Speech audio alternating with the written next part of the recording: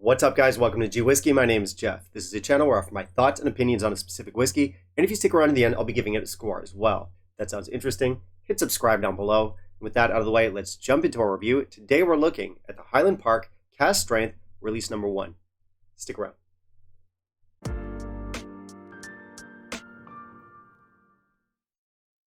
Alright, so we're looking at the Highland Park Cask Strength today, and this is one that I got really excited about when it was first announced. I remember Highland Park put it up on their Instagram page, and as soon as I saw the post, I immediately wanted a bottle. If you've been watching this channel for a while, then you'll know that I'm a huge fan of cask strength whiskeys, which, I mean, to be fair, I think a lot of people are.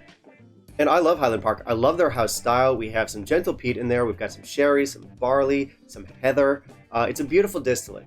Unfortunately, a lot of what they put out comes out at either 40 or 43%. Granted, there are a few releases that are higher still, but not much that reach the 46% or higher mark. And what I've always wanted from them and what's always been missing from their range, at least in my opinion, has been a cask strength expression. Unfortunately, I didn't get a chance to try this one for the longest time just because usually here in Taiwan, we have better prices than most international markets, but every once in a while, there's a bottle that's just an anomaly, and this is one of those bottles. This bottle here costs about double what it does in the UK, so it made me a little bit more trigger shy about picking up a bottle. Not only that, a lot of the initial reviews that came out for this stuff didn't really have me convinced. Now, don't get me wrong, it's not a poorly reviewed whiskey, but there was some lukewarm reception to it. So I ended up having to wait well over a year just to get my hands on a bottle of this stuff. And actually, the only reason I did get my hands on a bottle was through a bottle swap with a friend, so Alan, thank you very much. Now, a little bit about this stuff. This is a no age stated whiskey, which I don't generally have a problem with. It's matured in sherry seasoned casks, so not original sherry casks. And we have a killer ABV on this one, which we'll get to in a second, so it could be interesting. Let's jump into our review and see what the whiskey's all about. And in the meantime, if you could kindly leave a like down below, that'd be greatly appreciated. So this one's going to put some hair on your chest. It comes in at 63.3% ABV. It is non-chill filtered. Now, as far as color is concerned, they make no mention of it anywhere on the label or on the box, so I don't know. If any of you do know, feel free to share that information with us down in the comments. So we have a classic HP bottle here, and I think this one's quite similar to the rest of their standard line. And you know, Highland Park bottles are really distinctive. They're very unique. I don't know that I love the aesthetic, but I don't hate it either. I'm sure it's too flashy for a lot of you. I think it's fine. 3 out of 5 for presentation. Not a lot of info on the bottle itself. We have to look to the box for a little bit more production details, like being non-chill filtered and the sherry seasoned cask stuff. None of that's here. Now, the back of mine is all in Chinese. My Chinese reading is not great, but from what I can tell, it's just basic info. We have some tasting notes here. Not a lot else. I do feel like we could have a little bit more information on the bottle. So it's worth noting right out the gate that this takes a shitload of water, more than I typically would add to any whiskey. I put about 4 swimming pools worth of water in this, and it's still a beast. So yeah, just be aware of that. Yeah, and it's still got a bite to it. If you have it without water, absolute beast. With water, absolute beast. Sherry. Praline, some sultanas in here, some toffee, some caramel. We've also got nuts in here. We've got waffles, like buttered waffles with nuts and honey. Some honey nut Cheerios, because why not? Some gentle peat for sure. You know, this is a beast. And now our palate.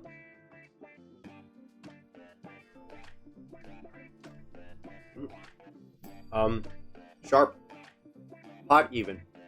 We have a spice attack up front. Cinnamon, salt and pepper, a little bit of star anise in here. We've got buttered brown bread this time. More caramel, more praline, heather, apricots, peat. And now our finish.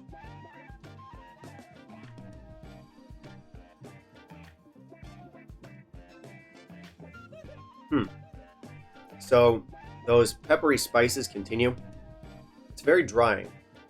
We have the alcohol the spices and the oak in here that really dry out your mouth in the finish. With caramel, salted peanuts, cinnamon, nutmeg. It's a long finish. Alright, so wow. This is one of the cask strength whiskeys you're ever gonna have. It takes no prisoners. Now, is that a good thing? Maybe. It's definitely very intense. It might be too intense for some. Now, to be fair, I had heard as much before I tried the bottle, so I was kind of prepared for it. But even then, it still surprised me. Thing is, I tend to drink the majority of my cask strength whiskeys neat. I do play around with water at the beginnings just to see what it does, see if it opens up any flavors, etc. But yeah, the majority of what I drink is going to be neat. And that's not the case here. It's not even close to the case. Like I said, I added 7 fucking liters of water and it's still an attack dog. And you know, there is good whiskey underneath all that. But Jesus. Now, you know how I often build like fake situations or scenarios or places where a whiskey might transport me to?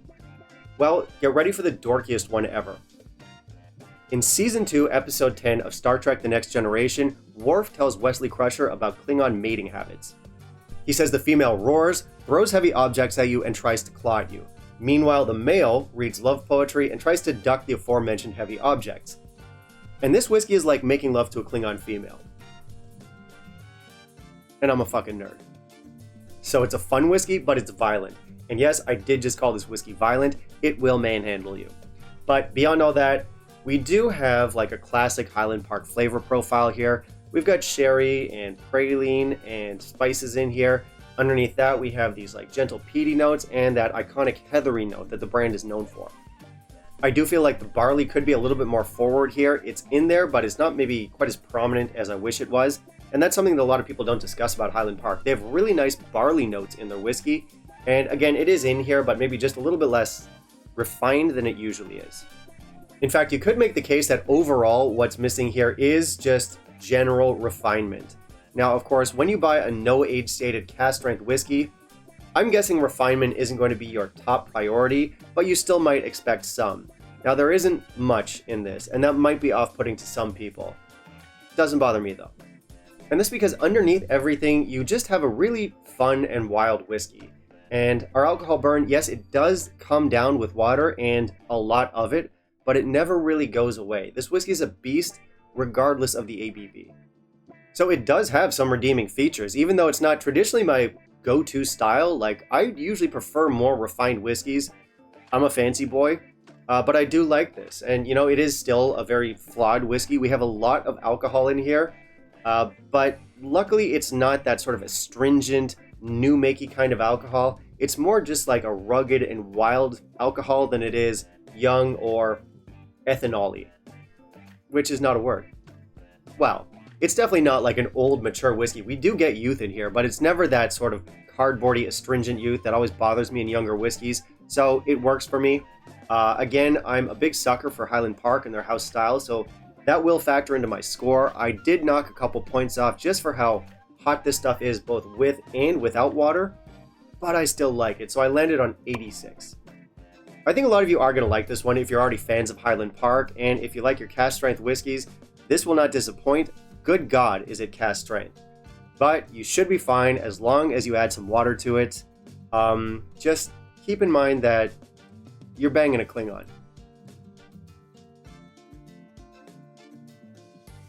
You know,